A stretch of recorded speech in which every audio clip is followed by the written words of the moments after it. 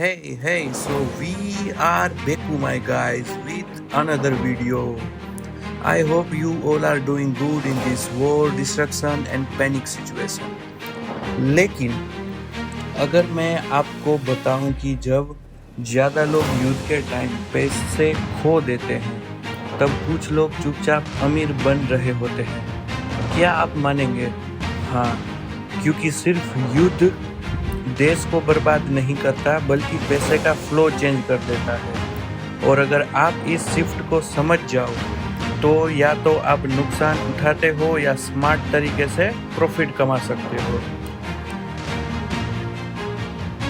Welcome to wealth with Vishal. We are break down money, markets and real world finance in simplest way possible. आज हम एक powerful सवाल का जवाब देने वाले हैं, क्या युद्ध मार्केट को क्रैश करता है या प्रॉफिट के अपॉर्चुनिटीज क्रिएट करता है? चलिए समझते हैं असली सच, जिस तरह कोई एक्सप्लेन नहीं करता। जब भी युद्ध शुरू होता है मार्केट का पहला रिएक्शन लगभग हमेशा नेगेटिव होता है। स्टॉक मार्केट गिरता है, इन्वेस्टर्स घबरा जाते हैं और अनसर्टेनिटी हर जगह फेल हो जाती है।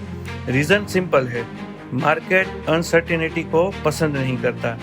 किसी को नहीं पता युद्ध कितना लंबा चलेगा, कौन से देश इन्वॉल्व होंगे, ये इकोनॉमी पर कितना इम्पैक्ट पड़ेगा।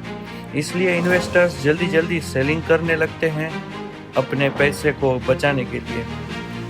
ये डर मार्केट में सडन गिरावट या क्रैश क्रिएट करता है। लेकिन यहाँ एक बात है जो ज़्यादा लोग समझ नहीं पाते, ये सिर्फ पहला फेज है। पैसे कभी गायब नहीं होते, बस जगह बदलते हैं। युद्ध के दौरान स्मार्ट मनी कुछ स्पेसिफिक एरियाज में शिफ्ट होने लगता है। सबसे पहले है गोल्ड। गोल्ड को सेफ हेवन एसेट माना जाता है। मतलब जब दुनिया रिस्की या अनस्टेबल लगती है, इन्वेस्टर्स अपना पैसा गोल्ड में डालते हैं प्रोटेक्शन के लिए। इसलिए युद्ध का ग्लोबल टेंशन और वो टाइम गोल्ड के प्राइसेस को बढ़ाता है। दूसरा एरिया है ऑयल और एनर्जी। युद्ध अक्सर ऑयल सप्लाई चेन को डिस्टर्ब करता है। जब सप्लाई अनसर्टेन हो जाती है और डिमांड हाई रहती है तो प्राइसेस बढ़ जाते हैं और एनर्जी कंपनीज को फ़ायदा होने लगता है। तीसरा और सबसे बड़ा विनर है डिफेंस सेक्टर। युद्ध के टाइम गवर्नमेंट्स बहुत ज़्यादा पैसे वेपन्स, टेक्नोलॉजी और मिलिट्री इक्विपमेंट पर खर्च कर देती है और डिफेंस कंपनी स्ट्रॉन्ग ग्रोथ दिखाती है। इसलिए जब पूरा मार्केट वीक लगता है तब भी कुछ सेक्टर्स चुपचाप अच्छा परफॉर्म करते हैं। साथ ही हर कोई फ़ायदा नहीं उठाता, कुछ सेक्टर्स को बड़ा नुकसान होता है। एयरलाइंस और टूरिज़्म गिर जाते हैं क्योंकि लोग ट्रैवल करना कम कर देते हैं। छोटे बिजनेसेस स्ट्रगल करने लगते हैं क्योंकि कॉस्ट बढ़ जाती है और डिमांड कम हो जाती है। इंपोर्ट एक्सपोर्ट कंपनीज को डिस्ट्रप्शन का सामना करना पड़ता है और हम जैसे आम लोगों पर भी इसका रियल इम्पैक्ट होता है। पेट्रोल महंगा होता है, इन्फ्लेशन बढ़ता है और डेली लाइफ कॉस्टली हो जाती है। तो हाँ, युद्ध हर किसी की पॉकेट को किसी न किसी तरीके से इफ़ेक्ट करता है।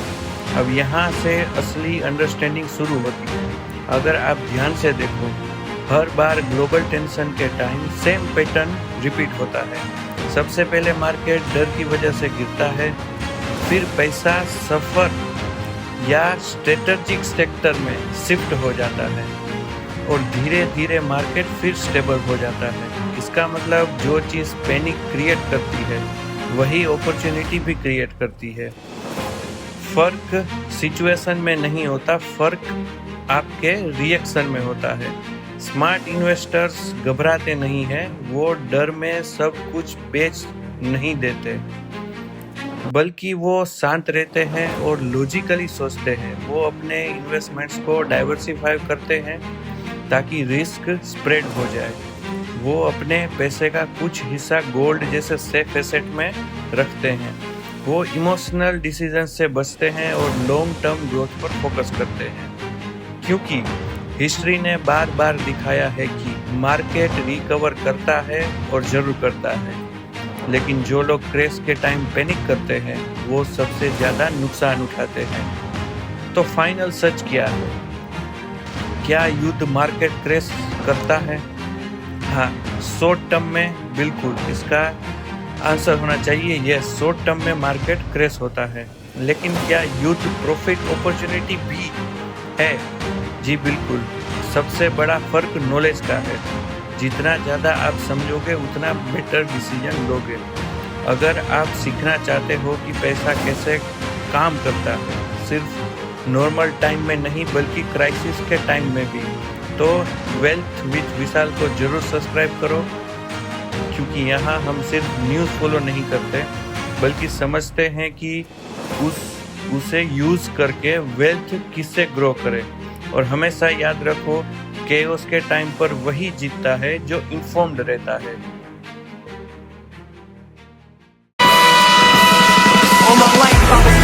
I was never nothing special. I don't need to be reminded of it every other second, especially when all my self-esteem's already shot to hell. I'm falling helplessly. I'm embarrassed. I don't want no one else.